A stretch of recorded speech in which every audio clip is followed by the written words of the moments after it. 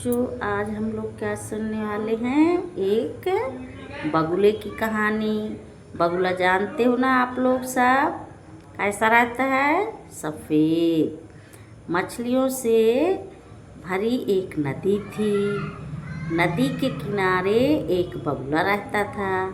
इसलिए मछलियों को पकड़ खाने में निगलने के अलावा उसका कोई काम ही नहीं था। क्या करता था? नदी के किनारे रहता था, रोज़ मछली पकड़ता और उनको खाता था। यही उसका काम था।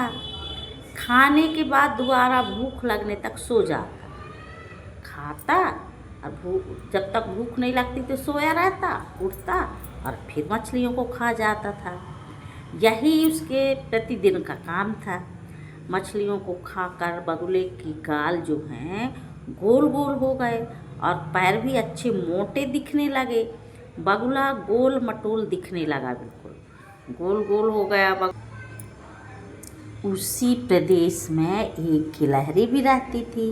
वह क्या करती? वह रोज़ भोजन के लिए प्रतिदिन बाहर जाती और जितना ज़रूरत होती उतने ही खाती थी। भोजन के बाद आराम नहीं करती थी, बल्कि वहाँ चारों ओर के पशु पक्षियों की सहायता करने के लिए बाहर निकल जाती थी। पूरी तरह थकने के बाद क्या करती? वह सो जाती थी।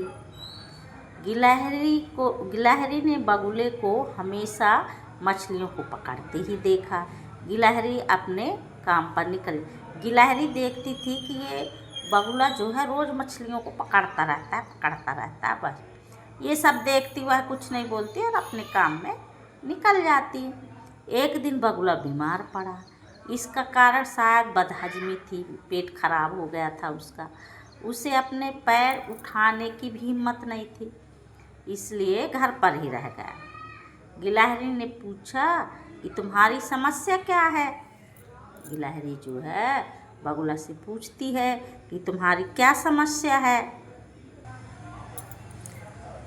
अब गिलहरी जब पूछने लगी बगुला से, तो बगुला ने बताया, मुझे बहुत कमज़ोरी हो रही है, मेरी छाती बहुत तेज़ी से धक धक कर रही है, पेट में भी भारीपन लग रहा है।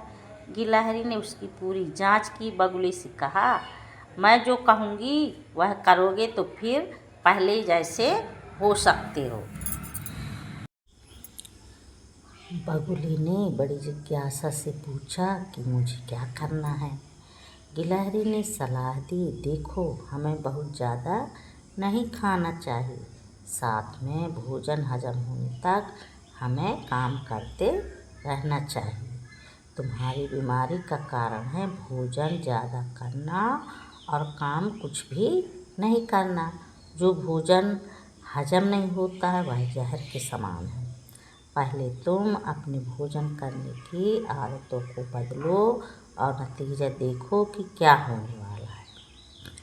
उसके बाद से बगुला गिलहरी की सलाह को माना और स्वस्थ जीवन बिताने लगा। तो बच्चों, इससे आप लोगों ने क्या समझा? क्या सीख मिलती है?